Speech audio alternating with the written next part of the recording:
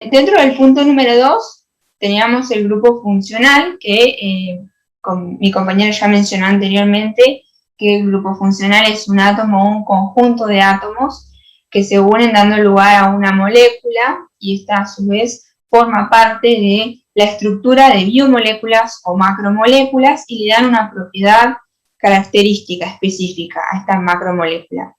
Dentro de los grupos funcionales, los que poseen oxígeno van a ser uno de ellos, el que elegimos nosotras, el grupo carbonilo. Dentro del grupo carbonilo vamos a tener el grupo aldehído y el grupo cetona. El grupo aldehído está constituido por un carbono alfa unido en doble enlace a un oxígeno y un enlace simple a un átomo de hidrógeno y a una cadena lateral. La cetona también posee un carbono alfa unido en doble enlace covalente a un oxígeno y un enlace simple unido a dos cadenas laterales. Estos grupos carbonilos poseen la capacidad, por un lado, de formar soluciones. Sabemos que las soluciones son mezclas físicamente homogéneas que están constituidas por dos sustancias, un solvente y un soluto.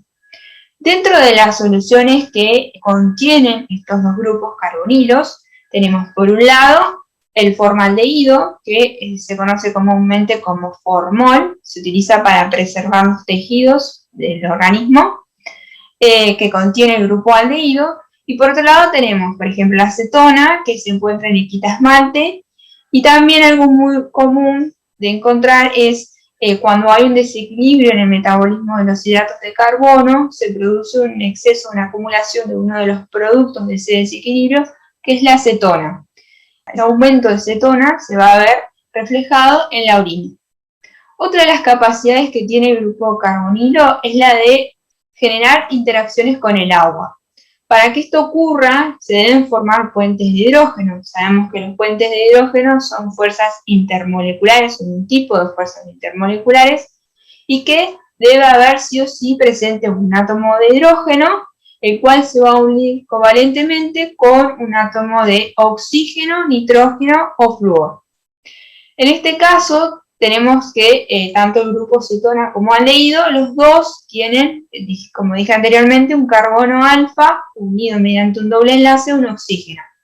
Este oxígeno de ambos grupos queda con dos átomos de hidrógeno unidos a él porque tiene expuestos dos electrones, ¿sí? Entonces, cada grupo funcional queda unido mediante puentes de hidrógeno a dos moléculas de agua. Otra de las capacidades que tienen los grupos carbonilos es la de formar enlaces covalentes. Mi compañera también mencionó qué eran los enlaces covalentes y qué tipo de enlaces covalentes hay. Y en este caso, dentro del mismo grupo funcional, tenemos enlaces covalentes.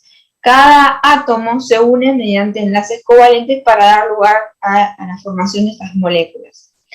Tenemos, por ejemplo, el carbono alfa, que se une mediante un enlace simple a un hidrógeno, o el carbono alfa, que se une mediante un doble enlace a un oxígeno. También existen los triple enlaces covalentes.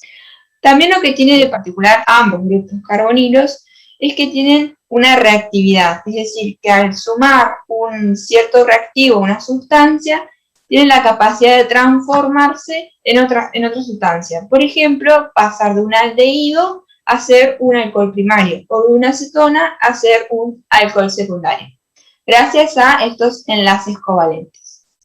Y por último tenemos que estos grupos carbonilos tienen la capacidad para formar biomoléculas, como dije en un principio, o macromoléculas.